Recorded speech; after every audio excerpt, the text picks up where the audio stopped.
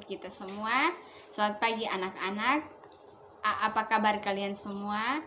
Ibu harap anak-anak punya kabar selalu baik. Nah, kembali dengan Ibu Wasti Lakapu. Nah, di sini hari ini kita akan belajar mengenai pola hidup sehat. Namun sebelum kita mulai kegiatan pelajaran kita pada hari ini, kita mulainya dengan doa dulu. Berdoa mulai. Berdoa selesai.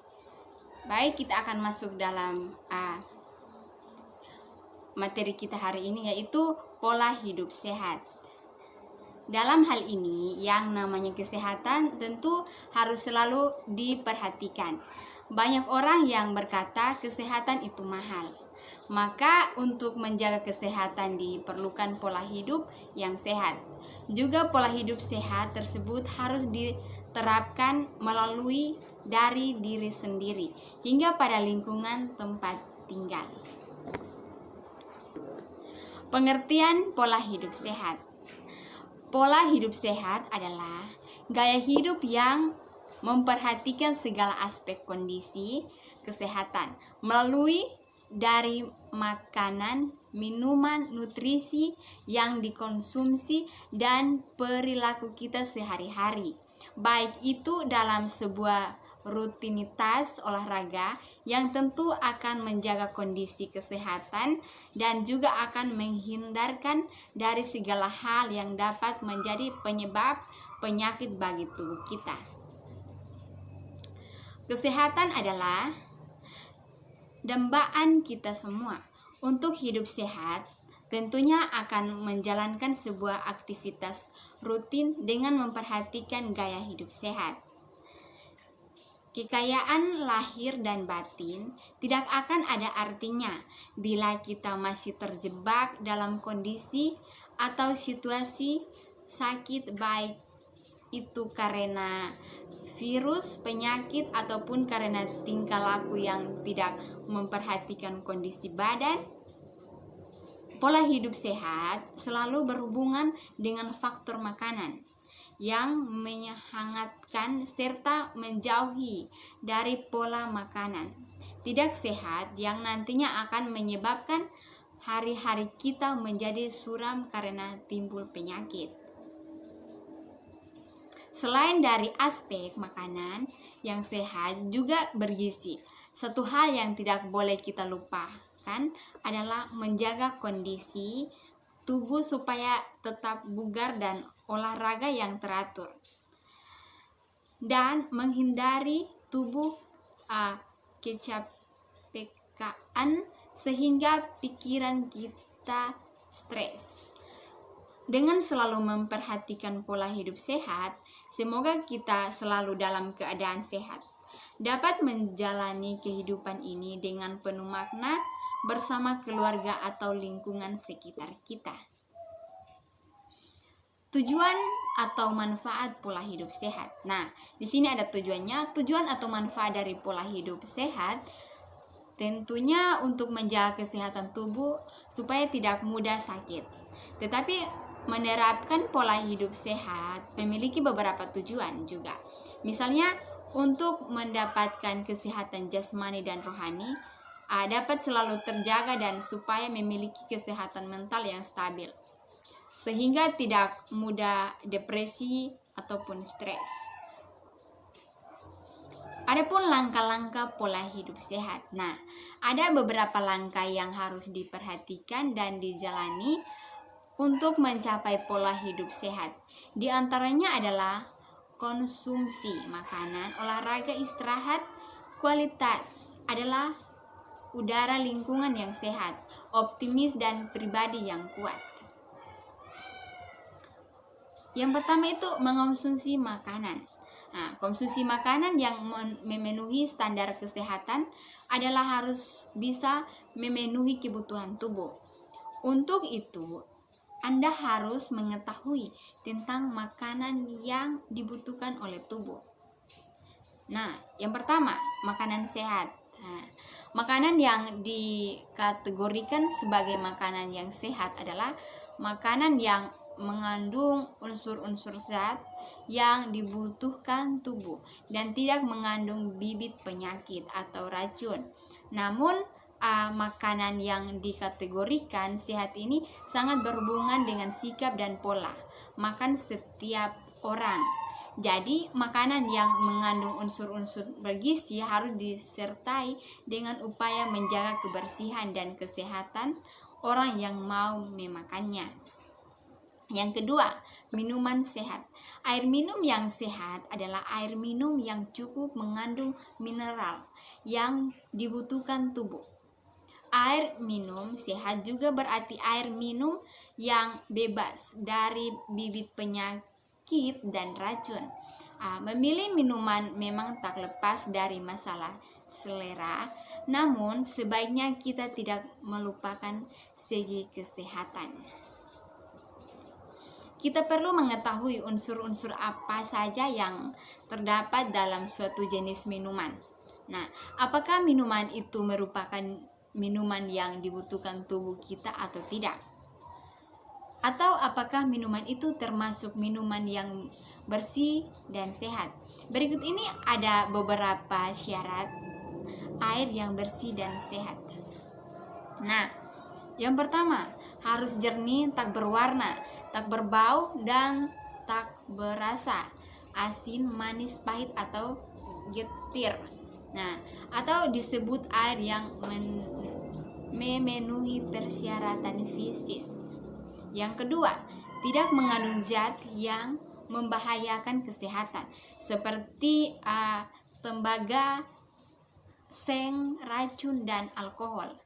Yang ketiga, atau disebut air yang memenuhi persyaratan kinesis atau kimiawi. Nah, yang keempat, tidak mengandung benih-benih penyakit, misalnya tifus dan disentri. Yang kelima, cukup mengandung mineral yang dibutuhkan tubuh. Sini yang ketiga, gizi seimbang. Nah, kita sudah membahas bersama tentang minuman yang bersih dan sehat. Ada beberapa minuman yang sangat dibutuhkan oleh tubuh kita seperti air, kopi, jus, susu, dan lain sebagainya. Semua minuman bermanfaat bagi tubuh, tetapi belum tentu semuanya dibutuhkan oleh tubuh kita. Nah, karena itu kita perlu menjaga keseimbangan gizi. Jadi tidak ada keseimbangan gizi, maka zat-zat yang kelebihan akan menimbulkan penyakit baru. Misalnya kita makan makanan yang bergizi tinggi tetapi tidak melakukan olahraga, makan dapat mengakibatkan obesitas atau kegemukan yang berlebihan. Sini ada yang kedua, berolahraga. Nah, olahraga adalah kegiatan yang mudah dilakukan tetapi banyak yang mengabaikannya. Sini yang ketiga itu istirahat yang cukup. Nah, istirahat yang cukup memberikan dampak bagi tubuh kita yang letih dan memberikan cukup waktu untuk mengembalikan tenaga yang telah dipakai. Yang keempat, mengondisikan udara yang bersih. Nah, bagi yang tinggal di kota besar, sulit rasanya untuk bebas dari polusi. Walaupun demikian, kita harus berusaha meminimalisir hal tersebut. Setidaknya tidak menambah buruk kondisi udara. Hal tersebut dapat kita lakukan dengan cara seperti menanam tanaman di pot di sekeliling rumah dan menyisakan lahan untuk ditanami pohon, walaupun hal itu hanya cukup untuk satu pohon. Nah, yang kelima, mengondisikan lingkungan yang sehat. Jika ingin menikmati kesehatan yang optimal, maka selayaknya lingkungan harus dipelihara dengan baik. Nah, lingkungan tempat kita tinggal akan menentukan kondisi kesehatan penghuninya. Apabila lingkungan bersih, maka kita akan terhindar dari berbagai penyakit. Namun sebaiknya apabila lingkungan kita tidak sehat, maka kita akan mudah terserang berbagai penyakit. Untuk itu, Kebersihan lingkungan sangat penting agar kita selalu terhindar dari penularan penyakit. Di antaranya, penyakit yang dapat ditumbuhkan adalah sebagai berikut ini. Nah, penyakit malaria. Penyebab penyakit malaria. Penyakit malaria disebabkan oleh bibit penyakit yang disebut Plasmodium. Nah, Plasmodium adalah bibit penyakit yang merusak sel darah merah manusia. Hewan pembawaan penyakit malaria adalah nyamuk. Biasanya, nyamuk ini hidup dan berkembang biak pada air yang tergenang, baik pada tanah, kelang bekas, dan bekas yang berisi air. Membersihkan air yang tergenang dapat menghindar berkembangnya biaknya nyamuk Apholis ini. Nah, gejala penyakit malaria yang pertama demam dan menggigil. Yang kedua badan pucat dan kepala pusing. Yang ketiga badan lemah dan mulut terasa pahit. Nah, ada juga pencegahan penyakit malaria. Yang pertama membersihkan lingkungan.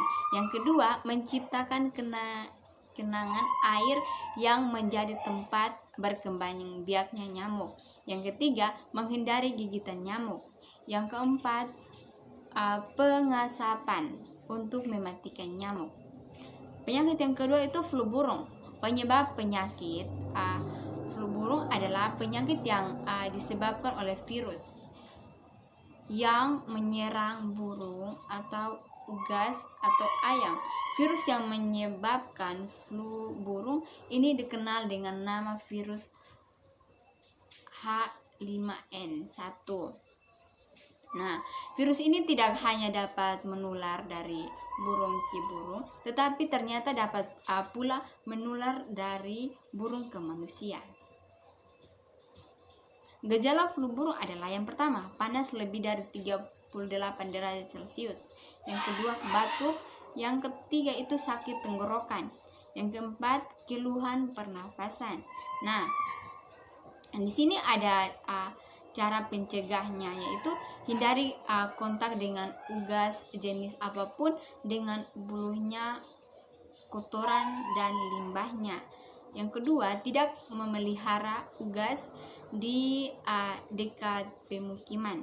Yang ketiga, cucilah tangan menggunakan air bersih dan sabun setiap sesudah bersentuhan dengan unggas. Nah, yang keempat, peternakan harus jauh dari pemukiman untuk mengurangi risiko penularan. Nah, yang berikut penyakit diare atau mencret. Nah, penyakit diare merupakan suatu penyakit yang ditandai dengan buang air besar yang sering. Biasanya penderita mengalami buang air lebih dari 4 kali dalam sehari. Penyakit diare yang menyerang anak balita sering menimbulkan kematian. Nah, gejala penyakit diare yaitu yang pertama, sering buang air besar. Yang kedua, mengalami muntah terus-menerus. Yang ketiga, timbul rasa haus yang hebat. Yang keempat, tidak dapat minum atau makan. Yang kelima, demam tinggi. Yang keenam, terdapat darah dalam tinja atau kotoran. Nah, di sini kita ada cara untuk mencegahnya. Selalu cuci tangan dengan sabun sebelum makan. Yang kedua, selalu makan makanan yang bergizi atau bersih. Yang ketiga, bila terserang di era segera minum Oralit. Nah, adapun faktor yang mempengaruhi pola hidup sehat. Nah, adapun beberapa faktor yang dapat mempengaruhi pola hidup sehat seorang individu. Misalnya, yang pertama, gaya hidup. Tentu gaya hidup seorang akan membersihkan dampak pada kesehatannya. Sering bagaimana cara seorang individu tersebut dalam menjalankan pola hidupnya. Apakah sudah benar menjalankan pola hidup yang sehat atau masih belum? Gaya hidup seorang individu juga bisa terpengaruh dari lingkungan sosialnya. Nah, gaya hidup seseorang individu dapat diubah misalnya dengan cara memberikan pembelajaran bahwa pola hidup yang sehat itu penting. Yang kedua, perubahan gaya hidup. Nah, zaman dan perekonomian semakin maju, serta selalu mengalami perubahan, tentunya dengan perkembangan teknologi yang semakin maju. Nah, dengan pesat banyak dirasakan saat ini manusia sudah malas untuk bergerak dan sering mengkonsumsi makanan maupun minuman yang tidak sehat, serta selalu berperilaku yang dapat merugikan kesehatannya. Maka itu, seorang individu harus selalu menerapkan pola hidup sehat untuk menjaga kesehatannya di tengah perkembangan zaman yang dimana gaya hidup selalu mengalami perubahan. Nah, jadi adik-adik, kita sebagai manusia, kita harus menjaga pola hidup sehat kita agar kita tidak selalu mengalami penyakit, apalagi pada masa-masa seperti ini. Jadi kita harus menjaga kesehatan tubuh kita. Nah, mungkin ada pertanyaan dari adik-adik, bisa langsung saja nanti lewat komentar di bawah agar kita sama-sama bisa mendiskusikan. Jadi nanti daftar hadirnya untuk absennya nanti ibu kirim lewat grup WA saja. Oke, baik. Terima kasih untuk semua. Dan kita akan akhiri pembelajaran ini dengan doa. Mari kita berdoa. Berdoa mulai. Berdoa selesai. Terima kasih.